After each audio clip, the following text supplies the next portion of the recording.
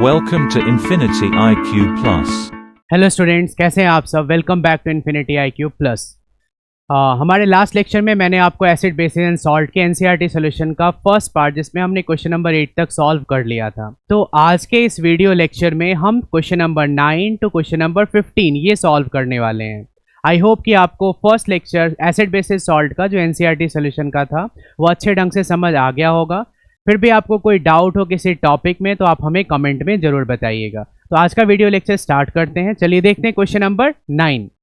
Question number 9 है 5 solutions ABCDE when tested with universal indicator showed pH 4, 1, 11, 7, 9 respectively which solution is, और ये 5 को 5 से हमें मैच करना है। देखो यदि pH 7 है किसी सॉल्यूशन का तो वो क्या होगा, न्यूट्रल होगा, राइट। जैसे प्योर वाटर न्यूट्रल है। बिलो 7 है, बिलो 7 एसिडिक को इंडिकेट करेगा और 7 से आप जितना नीचे जाओगे एसिडिटी और बढ़ती चली जाएगी। अबव 7 बेसिक होगा और ज़्यादा 7 से बढ़ते जाओ बेसिसिटी और बढ़ती जाएगी। तो इस चीज़ों को हमें ध्यान में रखना है। इसमें न्यूट्रल कौन सा होगा जिसकी pH क्या है 7। स्ट्रांगली एल्कलाइन मतलब स्ट्रांगली बेसिक्स के बारे में पूछा गया तो वो क्या होगा, जो 7 से काफ़ी फार अवे है वो है 11। स्ट्रांगली एसिडिक जो बहुत कम होगा 7 से नीचे वो है 1। वीकली एसिडिक जो 1 के बाद 7 से नीचे है वो है 4 और वीकली एल्कलाइन क्या हो जाएगा 9। तो इसमें आपको बस एक छोटे से बात का ध्यान रखना है कि यदि pH 7 है तो वो न्यूट्रल होगा। 7 पे क्या बताया मैंने, न्यूट्रल।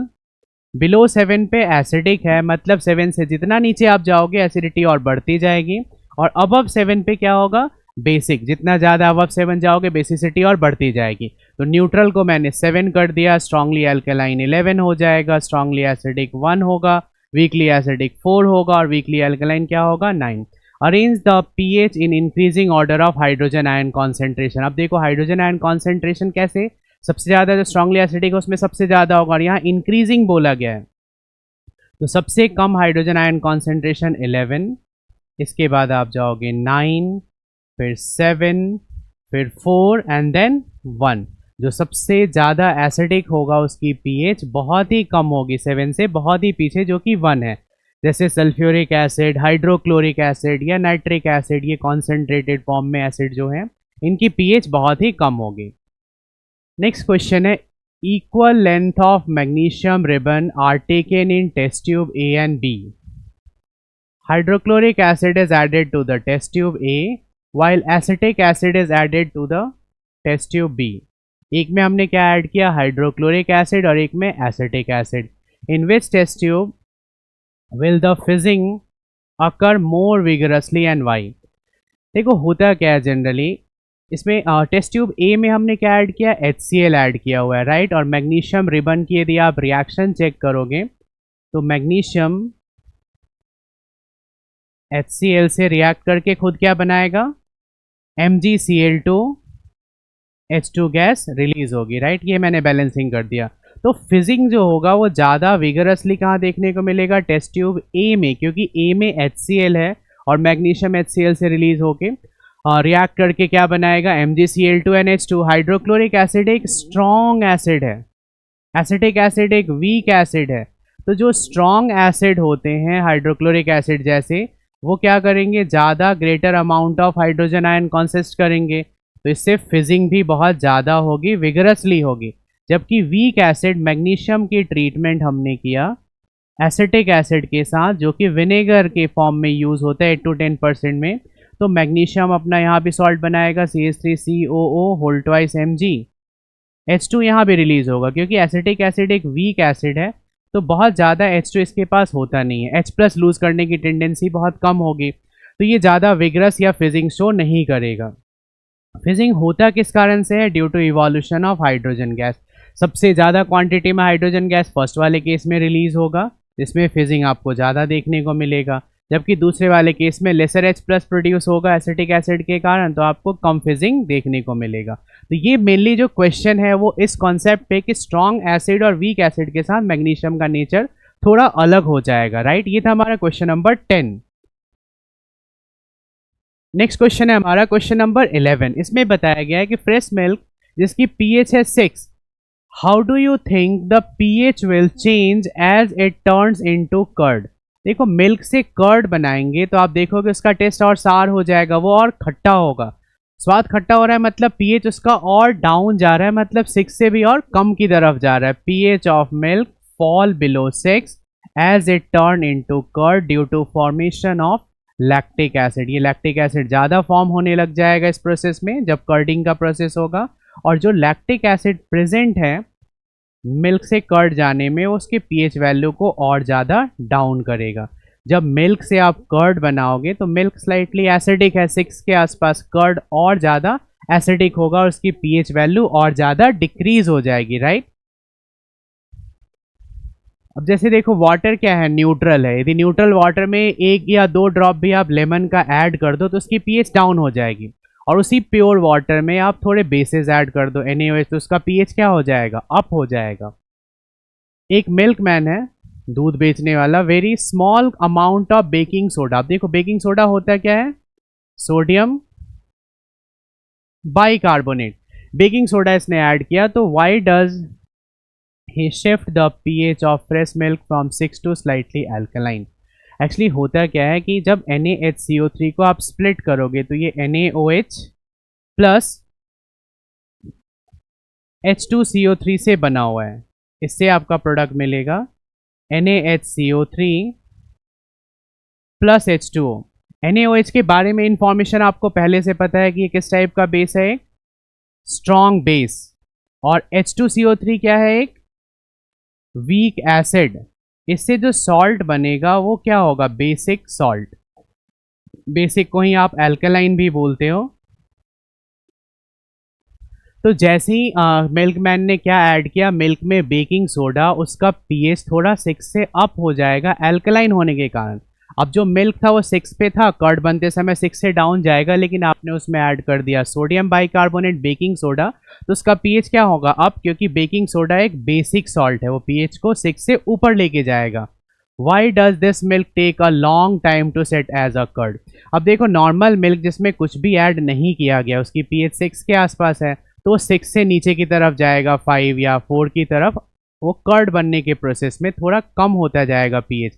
लेकिन बेसिक सॉल्ट मिला के उसका pH हमने हाई रखा हुआ है, तो अब उस हाई pH से फिर लो की तरफ आने में टाइम थोड़ा और ज़्यादा लग जाएगा। तो मिल्क जिसमें बेकिंग सोडा ऐड किया गया है उसकी कर्डिंग में टाइम ज़्यादा लगेगा as compare to that milk जिसमें हमने बेकिंग सोडा ऐड नहीं किया है, राइट। नेक्स्ट है हमारा question number 13, plaster of Paris. Plaster of Paris होता क्या है, CaSO4 डॉट हाफ H2O। जो जिप्सम को 120 पे हीट करके आप बना सकते हो, इसे हम बोलते हैं calcium sulphate hemi hydrate. Calcium sulphate hemi hydrate, ये होगा POP, right. Plaster of Paris should be stored in a moisture proof container.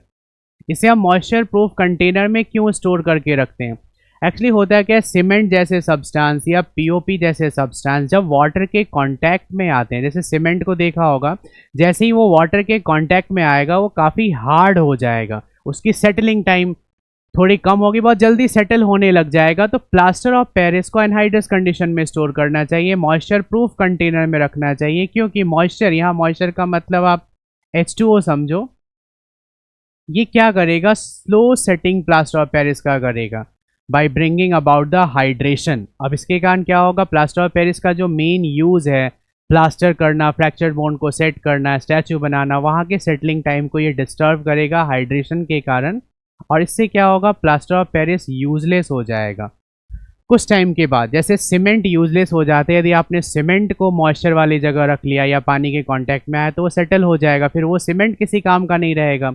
और पीओपी को भी आप एनहाइड्रस कंडीशन में नहीं रखते हो तो भी वाटर के कांटेक्ट में आने के बाद जो उसका मेन काम है कि फ्रैक्चर्ड बोन को सेट करने में, स्टैचू बनाने में, या जहाँ भी, या सीलिंग के आजकल देखते हो रूफ वगैरह में पीओपी वगैरह लगाते हैं, तो प्रॉपर फंक्शन नहीं करेगा, वो ऑलरेडी उसके छोटे छोटे ग्रेनुअल्स बनने लग जाएंगे, मतलब वो प्रॉपर काम नहीं करेगा, वो यूजलेस हो जाएगा, right.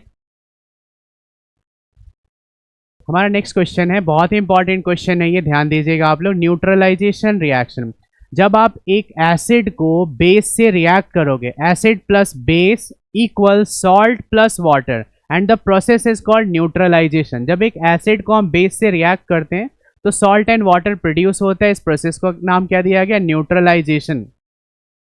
The reaction between an acid and a base to form salt and water is called neutralisation. इसके एग्जाम्पल्स लिखना है हमें। तो पहला एग्जाम्पल मैंने लिया, सोडियम हाइड्रोक्साइड एक स्ट्रॉन्ग बेस है, हाइड्रोक्लोरिक एसिड एक स्ट्रॉन्ग एसिड है। तो जब एसिड और बेस को ट्रीट किया तो इसमें लगभग वैसा ही रिएक्शन होगा जो मैंने डबल डिस्प्लेसमेंट में पढ़ाया था। NaCl के साथ क्लब होके एक NaCl सॉल्ट बनाएगा, एक्चुअली ये एक न्यूट्रल सॉल्ट होगा, और जो बाई प्रोडक्ट बनेगा वो क्या होगा, वाटर, राइट। नेक्स्ट एक वीक एसिड लेते हैं, एसिटिक एसिड, जिसके 8 to 10% को हम विनेगर भी बोलते हैं, एक्वस सोल्यूशन को। इसे NaOH से ट्रीट किया जो कि स्ट्रॉन्ग बेस है। अब इसमें जो प्रोडक्ट बन रहा है सोडियम एसीटेट, इसे हम किस तरीके का सॉल्ट बोलेंगे, बेसिक सॉल्ट। बेस का कैरेक्टर आ जाएगा क्योंकि बेस स्ट्रॉन्ग था और एसिड वीक था, एंड वाटर। तो जब भी आप किसी एसिड को बेस से ट्रीट करोगे तो सॉल्ट एंड वाटर बनेगा, प्रोसेस को हम क्या बोलेंगे, न्यूट्रलाइजेशन। यदि एसिड और बेस दोनों स्ट्रॉन्ग हैं या फिर एसिड और बेस दोनों वीक हैं तो न्यूट्रल सॉल्ट बनेगा। यदि एसिड स्ट्रॉन्ग है और बेस वीक है तो एसिडिक सॉल्ट बनेगा। बेस स्ट्रॉन्ग है और एसिड वीक है तो बेसिक सॉल्ट बनेगा, जिसे आप एल्कलाइन सॉल्ट भी बोल सकते हो, राइट। नेक्स्ट हमारा क्वेश्चन है, ये हमारा लास्ट क्वेश्चन होगा NCERT बैक एक्सरसाइज का, और ये दोनों वीडियो लेक्चर देखने के बाद जो फर्स्ट वीडियो लेक्चर है उसका लिंक मैंने डिस्क्रिप्शन में और यहाँ आई बटन पे भी दिया हुआ है, प्लस आप पहला वीडियो देखो, दूसरा वीडियो देखो, इसके हेल्प से आप चैप्टर के इंटरनल जो क्वेश्चन होते हैं, इंटेक्स क्वेश्चन, उसे आप सॉल्व कीजिए, और जो भी डाउट है हमें कमेंट सेक्शन में जरूर बताइए। Give 2 important uses of washing soda. Washing soda का कई बार तो फॉर्मूला ही पूछा जाता है क्लास 10th आपके बोर्ड एग्जाम में। फॉर्मूला होता है Na2CO3.10H2O। इसे आप क्या बोलोगे, सोडियम कार्बोनेट डेकाहाइड्रेट। और बेकिंग सोडा जो कि फायर एक्सटिंग्विशर के फॉर्म में भी यूज़ होगा, केक के बेकिंग में भी यूज़ होगा, क्योंकि केक में ये CO2 रिलीज करता है तो केक को, ब्रेड को फ्लफी बनाएगा। ये होता है सोडियम बाइकार्बोनेट NaHCO3, राइट। तो इन दोनों के यूजेस क्या क्या हैं। वॉशिंग सोडा का यूज़ तो वॉशिंग के लिए होगा ही। Washing soda is use in glass making, soap बनाने में, पेपर इंडस्ट्री में भी इसका यूज़ होता है, और use for removing permanent hardness of water. Baking soda ज़्यादातर खाने की चीज़ों में यूज़ करेंगे। बेकिंग सोडा फायर एक्सटिंग्विशर में भी यूज़ होता है, और वॉशिंग सोडा आप देखोगे ग्लास मेकिंग इंडस्ट्री में यूज़ होगा, सोप इंडस्ट्री में यूज़ होगा, पेपर इंडस्ट्री में यूज़ होगा, और एज वॉशिंग पाउडर भी इसे यूज़ करते हैं। और वाटर में यदि परमानेंट हार्डनेस है, परमानेंट हार्डनेस के लिए रिस्पॉन्सिबल होते हैं कैल्शियम या मैग्नीशियम के salt in the form of chloride या फिर सल्फेट। यदि कैल्शियम या मैग्नीशियम के सल्फेट हैं वाटर में तो वो सॉल्ट क्या होगा, परमानेंटली हार्ड। उस हार्डनेस को हटाने के लिए भी उसमें आप वॉशिंग सोडा ऐड कर सकते हो। तो ये था हमारे uses of washing soda. Uses of baking soda, खाने वाला सोडा भी इसे बोलते हैं। तो baking soda is use as an antacid. हालांकि आजकल जो एंटासिड यूज हो रहे हैं वो milk of magnesia, suspension of MgOH whole twice और AlOH होल थ्राइस यूज हो रहा है, जो कि माइल्ड बेसिस हैं, जो हमारे स्टमक लेवल के pH को न्यूट्रलिटी से ऊपर लेके नहीं जाते। बट ट्रेडिशनली बेकिंग सोडा का यूज, क्योंकि ये एक बेसिक सॉल्ट है, यदि हमारा स्टमक एसिडिक हो गया तो ये बेसिक सॉल्ट pH लेवल को वापस न्यूट्रलाइज करने का काम करेगा। हालांकि इसमें एक प्रॉब्लम है कि यदि आपने ज़्यादा बाइकार्बोनेट खा लिया तो आपका स्टमक pH लेवल जो एसिडिक था वो न्यूट्रल होके फिर उससे ऊपर जाने लग जाएगा, अल्कलाइन हो जाएगा, जिससे और ज़्यादा एसिडिटी भी हो सकती है।